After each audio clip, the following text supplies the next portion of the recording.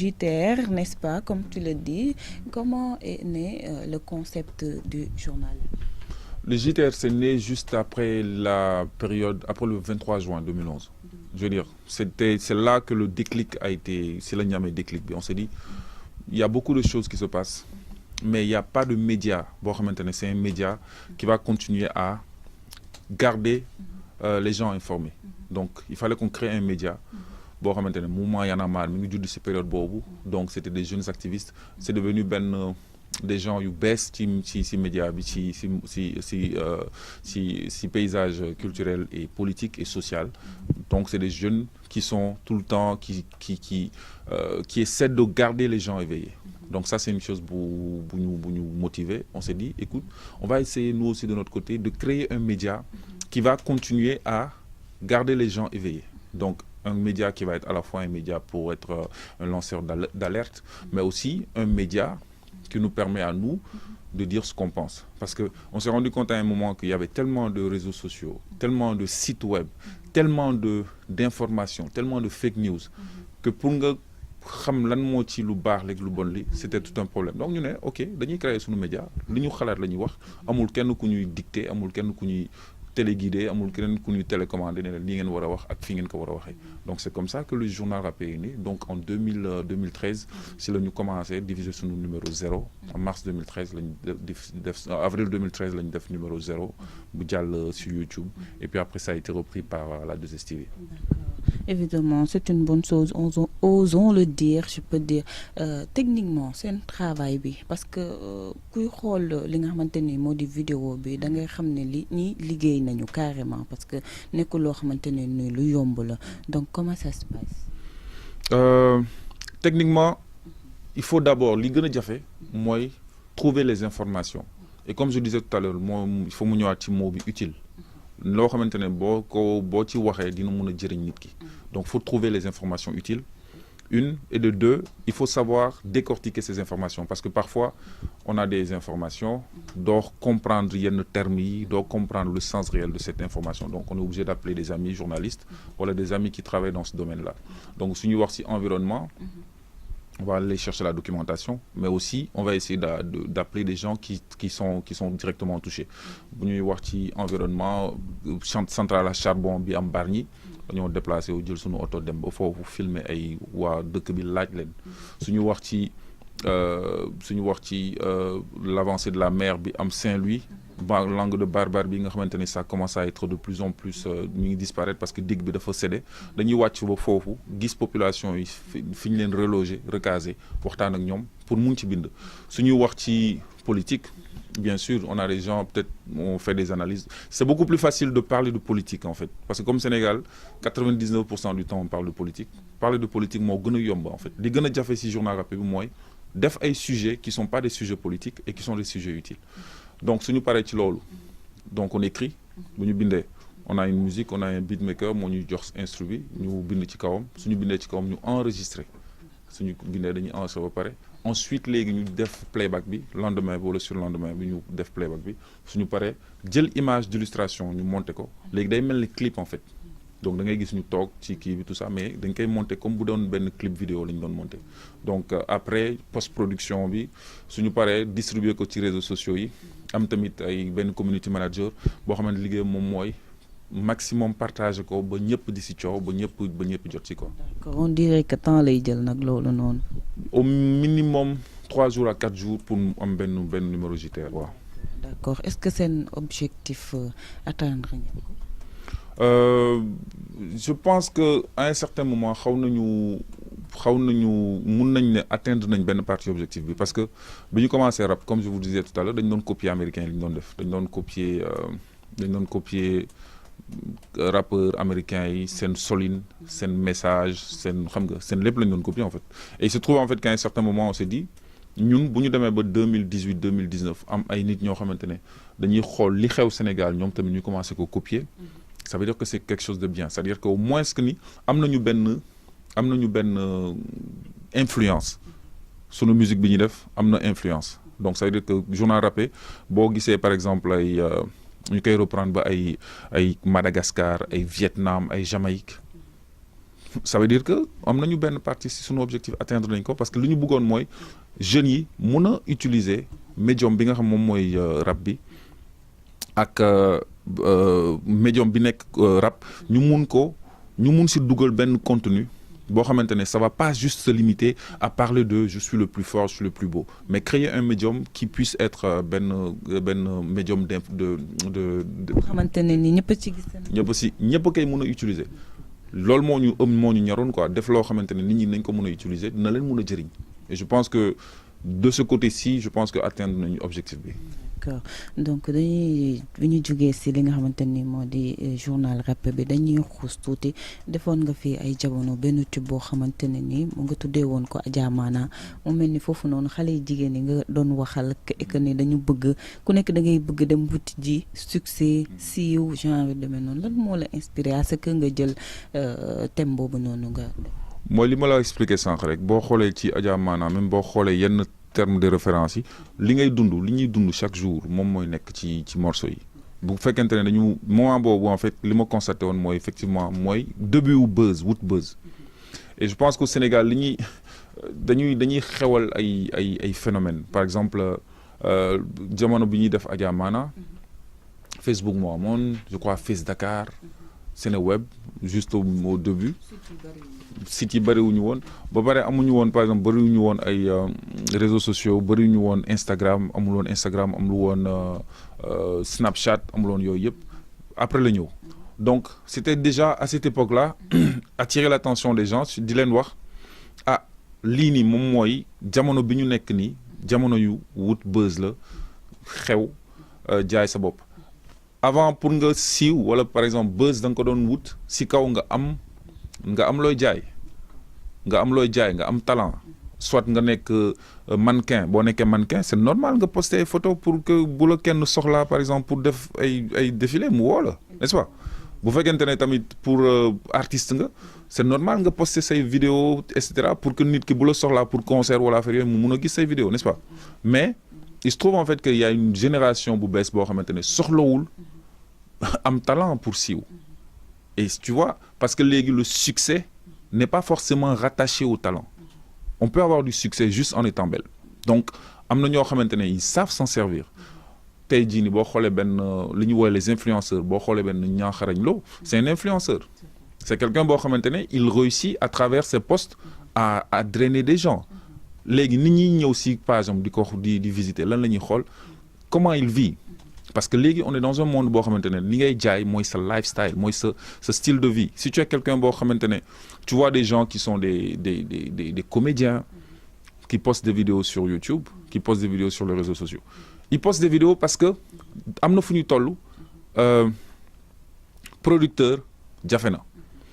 la seule solution bi nga am pour nit ñi xam la xàmmee la mooy yow sa bopp nga créer sa propre réseau sa fanbase boo xasee ba créer sa fanbase léegi dina yomb pour nit ñi ki la soxla ñëw fekk si la foofu donc ça crée de nouveaux modèles bi ñuy def Adja Maana c'était 10 ans c'était il y a 7 ans ou 8 ans je sais plus c'était pour annoncer lii xew jamono jii nii léegi nii en 2019 Adja Maana fa mel ni da ngeen ko gisoon parce que c'est des choses c'est des signes précurseurs c'est des signes yoo xamante ne da nga koy gis da ngay xool par exemple il y a plein de choses yoo xamante da nga koy dégg dañ ci doon wax ci sunu morceau yi parce que quand tu es un artiste il faut nga mun a am seetlu soo seetluwul soo nekkee soo tegee sa bopp artiste munoo seetlu y a un problème il faut nga mun a seetlu sa environnement boo gisee yenn changement yi il faut que loolu nga mun ko anticiper. D'accord léegi dañuy ñëw ci li nga xamante ne ni sa diggante ak yeneen artistes yi gis nañ ne que tamit da ngay liggéeyal ak ki nga xamante ne moo di groupe Mabo muy Mia ak No Face. Bon c'est une fierté de voir que ni ñoom tamit ñi ngi def seen bonhomme de chemin ñi ngi góorgóorlu c'est une fierté de voir que ni tamit ça a commencé sunu kanam et que xam nga def nañu si li ñu waroon def on leur a donné la force pour ñoom tamit ñu mun a créer seen yoon et puis voilà il y a d'autres artistes tamit avec lesquels je travaille ici Kouroumanji Mori notamment moom moo leen doon bindal presque yenn morceau Mabo yu bëri moom moo ko bind il écrit pour plein d'artistes Myriam avec qui aussi je travaille qui est moom si dañ koy produire Makhtar Samb également et voilà avec des beatmakers comme Zoom moom mooy def yenn instrumental yu bëri yi ngay dégg pour man rôle bi ñu am en tant que grand frère ci musique bi c'est justement de pouvoir xalil yoon bi pour génération bu bees bi pour que ñoom tamit bu ñu leen ba toll fenn ñoom tamit ñu mun a xalil yoon ñeneen ñi di ñëw. D'accord donc avant de terminer Mia bi ko nit ñi di doog a gis xam nga gis tëbuñu tëb rek gis ko ak ki nga xamante ni moo di No Face borom këram gis nañ ko ni ci journal rap bi début yi gisoon nañ ko mu def ay tube cuuraay gongo genre yu demee noonu bokk nga ci ñi ko formé loolu lañ mën a. En fait Mia dafa ñëw bi ñuy ñëw fii ci studio bi. No Face moo ko fi indi moom ak Makhtar Samb ñoom ñaar la ñu woon donc moom moo leen indi moom moo ñu leen présenté donc li ñu décidé woon mooy ok comme xamaguñu leen lan la ñu mën a def ba gars yi xàmmee seen visage parce que li gën a am solo mooy visibilité donc si la ñu décidé ne kaay leen ñu boole leen ci JTR bi def ay parodies bindal leen ay textes et cetera xam nga dugal leen ci biir donc c'est comme ça que le truc a commencé première apparition bi mooy cuuraay gongo bi après Thione Seck bi et ça a pris vraiment de l'ampleur quoi et voilà ça nous a permis effectivement de pouvoir placer des visages yu bees ci scène bi et puis voilà elle a une voix formidable Mia moom je pense que fii Sénégal bokk na si ñi fi daxaway et puis ensuite si la histoire d'amour am moom ak borom jëkkëram léegi No Face léegi ñoom ñu décider créer seen groupe et puis comme je dis rek la suite on la connaît quoi. Ok donc balaa ñuy jeexal dañuy wax ci côté politique gis nañ ne que tout le temps yaa ngi génn di def ay sorties bu dara xewee ngeen génn gis nañ tamit waa Y'en a marre et que lu xew rek ngeen génn lan moo tax ngeen dugg ci politique bi. Je pense que ñun dañoo am benn responsabilité bu mag responsabilité bi mooy justement dañuy jël micro di wax di joxe suñu avis bu dara xewee nit ñi dañuy woo waaw grand loo leen di xaar way yéen rappeurs yi parce que depuis toujours dañoo yàgg revendiquer que ñun on parle pour on est la voix des sans voix entre guillemets donc am na ñoo xamante dañuy revendiquer loolu ñun on est la voix des sans voix et puis y en a ñoo xamante ne ils se disent bon man sama yoon newu ci politique voilà lu gars yi def noonu la mais moi je me dis peut-être que ni pendant tellement d'années depuis 25 ans ñi ngi def ay morceaux di engagé wu pas simplement ci way mais wàcc ci terrain bi dafay action yu concrète li gars yi di gis li ñuy gis rek lenn la mooy da ngeen di clash politiciens yi mais on fait des actions on a une association man ak sama yenn gars yu nekk États-Unis bu tudd Jàmm Rek association bi chaque année dañuy indi benn conteneur bu fees dell ak ay matériel médical dañ koy jël di ko distribuer mais c'est des choses qu'on fait naturellement parce qu'on est des citoyens et on a envie de participer à l'évolution ak avancement wu dëkk bi dañ koy def du ñu xaar dërëmu kenn du ñu xaar aidu état ñun ñooy fayal suñu bopp transport bi ñoo koy dédouaner ñoo koy génne commencé di woote am na ñoo xamante ne c'est des gens avec qui on avait déjà pris contact depuis quelques années qui nous ont envoyé aussi seen besoin liste de besoins su matériel yi ñëwee dañ leen di woo kaay leen ils viennent am na ñu jugee ba Ziguinchor am na ñu jugee ba Fouta am na ñu jugee ba ay fu nekk ci aux quatre coins du quatre coins du pays am na ñuy ñëw andi seen ambulance ñu may leen ay garab gratuitement may leen ay matériel médical gratuitement donc association boobu c'est une association qu'on a décidé de mettre en place parce qu'on s'est rendu compte que état mënul def lépp même bu fekkente ne am na ay responsabilités yoo xamante ne état bi daf ko war a jël parce que l'état son rôle li ñuy fay sunu impôts yi li état bi di encaisser ci xaalis ci réew mi c'est pour améliorer le style de vie des Sénégalais donc bu ñu falee benn président qui que ce soit ku ñu fi mënti fal poste bu ñu la mënti jox dafa am responsabilité boo am donc suñu toogee yenn saa yi gis ne y a des responsabilités que l'état ne prend pas suñuy wax suñuy kaas c'est par rapport à ça mais terewul du ñu kaas rek yem ci dañuy kaas mais suñu amee possibilité jàppale population yi dañ leen di jàppale donc c'est exactement tey jii nii su ma du ma politicien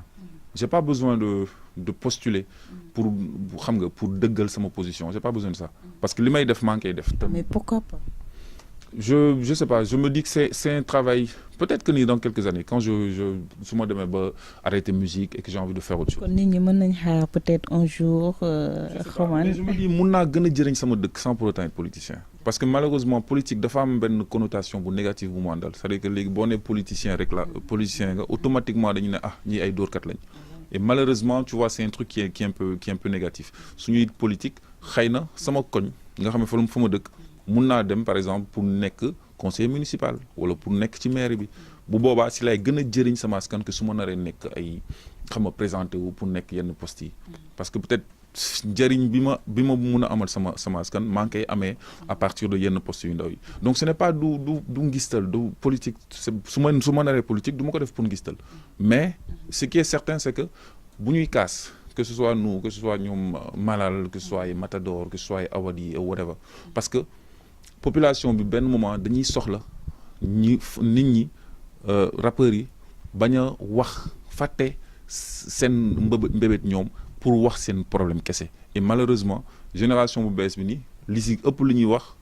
clash maa la dàq rap dàqoo ma rap maa la ëpp la lii maa la ëpp la lii et à un certain moment population bi day dem ba day mel ni rappeurs yi dañ leen di fàtte day mel ni rappeurs yi dañ leen di fàtte ci seen texte yi donc il faut mu am forcément ñuy des di fàttaliku tamit que ni il y a des gens qui ont besoin qu'on parle pour eux et si je peux sama voix bu munee jëriñ ñooñu je vais utiliser ma voix et je vais leur dire voilà moi je vous laisse je suis au service du peuple je suis au service de ceux qui ont besoin qu'on parle pour eux. D'accord kan tey bu ñu doon wax Xuman bu deful woon musique par exemple la yàlla awalewul woon ci yoon bi parce que lu nekk rek yàlla moo koy rëdd ci sa jëbi kenn mënu si dara tey kon boo deful woon musique yow lan nga xalaatoon nag. su ma nekkul woon ci showbiz ça allait être compliqué parce que depuis tant xale je pensais à faire du showbiz mais bi ma gën a nekk primaire quand même pilote avion laa bëggoon nekk mais je pense que show business bi depuis un certain moment j'ai toujours aimé tout ce qui est présentation tout ce qui est journalisme et cetera et je pense que avec le temps avec li may def nii ñaari passion yooyu ma am mujj na bokk mooy maanaam musique bi ak présentation bi mais je pense que waaw su ma nekkul woon musicien peut-être que je sais pas j'allais continuer mes études après nekk bureaucrate wala des trucs comme ça. loolu weesoogul li peut-être mën nga continuer étudier à ce que nga. boo bàyyee jàng pendant un long moment pour nga ñëwaat à xam nga sur les bancs c'est un peu compliqué peut-être que ni beneen style d'apprentissage mooy am mooy xam nga nekk en ligne def yenn modules yi quoi peut-être loolu waaw. D'accord donc projet yi nga xamante ne ni Gunman Xuman am na ko waxuma yi nga xamante ni mi ngi nekk en activité yoo xamante ni yaa ngi toog di si xalaat. Bon effectivement ñun bëgg nañ sunu label bi nga xam mooy Nati Dread yenn artistes yi bëgg nañ ñu am benn rayonnement international pas simplement local international notamment Myriam Kouroumandji Mori Makhtar et voilà on a envie vraiment que ce soit un label qui puisse xam nga am concurrencer avec ce qui se fait dans le monde c'est pas évident mais c'est pas impossible parce que léegi avec les nouvelles technologies mun nga basé wu nekk fi nga nekk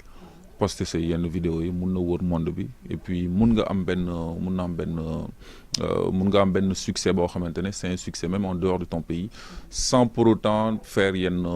démarches yu extraordinaires yi donc ça c'est quelque chose sur lequel je vais travailler et puis aussi xam nga tout ce qui est social j'ai envie de beaucoup plus m'investir dans le social parce que waaw bu la yàlla may aura yenn possibilités yi je pense qu'il faut il faut que des gens les nécessités puissent en bénéficier te loolu pour mu mun a nekk c'est juste tamit que ni xam ci lan ngay dugg xam ci ban côté social bi moom moo ko gën a yellool comme par exemple élèves wala étudiants yi nga xamante ne yenn saa dañuy nekk ci tolof amuñu possibilité par exemple continuer seen njàng amuñu bourse amuñu soutien tamit xool nan nga leen di jàppale et puis tamit orientation professionnelle bi parce que pour man je suis convaincu que enseignement général kese du solution je suis convaincu que nit ki soo bëggee à un certain moment nga bëgg a yegg ci yenn niveau yi il faut que nga xam à partir de kañ nga commencer war a def sa enseignement professionnel et je pense qu'il faut beaucoup investir dans l'enseignement professionnel et loolu c'est un de mes projets sur lequel j'aimerais vraiment travailler quoi. D'accord lan ngay tàggatoo ak askan bi ak yan conseil ngay jox jeunesse au Sénégal. li ma leen di wax rek mooy concentré wu parce que j'ai l'impression que sunu boy léegi dañoo déconcentré wu trop j'ai l'impression que gars yi pour ñoom seen life yëpp mi ngi ci xam nga réseaux sociaux yi connecté wu matin ba soir c'est bien. mënuñu delluwaat ginnaaw mënuñu àdduna du changer ba ñu delluwaat à l'âge de la pierre dañuy gën a avancer mais nañu avancer dans la bonne direction réseaux sociaux yi mun na la jëriñ mun nga ci liggéey mun nga ci wut mun nga ci jàng mun nga ci am lu bari à condition que nga xam ban sens ban direction nga jëm loolu j'aimerais bien franchement que mu am benn jeune sénégalais bu créer benn application boo xamante ne dina jëriñ askan wi dina jëriñ monde bi surtout jeunesse bi mais surtout tamit gëstuwaat ci lan nga xamante ne moom la ñu soxla ñun et liggéey dans ce sens-là même si c'est sur les nouvelles technologies mais nouvelles technologies nañ si jëriñu pas simplement di subir et ce qui arrive c'est que malheureusement dañuy consommer rek mais duñu créer dañuy jël rek mais duñ joxe donc il faut que tamit ñun ñu jàng nan lañ ko mën a utiliser et puis nan lañ mën a defee ay xam nga nan lañ mën a bokk ci révolution 3e millénaire révolution technologique bi yëpp. waaw di leen ñaanal yéen ñëpp yàlla na Actuvision yàlla na jëm kanam et puis voilà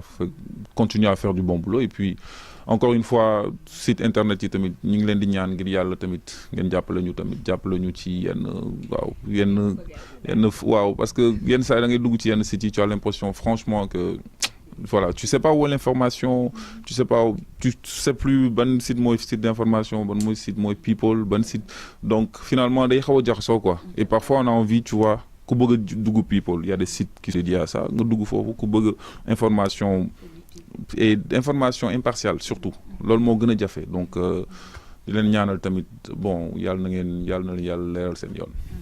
yaa rabbal alamin kon xam naa ne gars yi dinañ ko déglu bu baax et que dinañ ci bàyyi xel bu baax a baax di leen jaajëfal di leen wax ne tey kii lañ amoon comme invité muy Xuman di leen jox dig daje ba beneen yoon incha allah.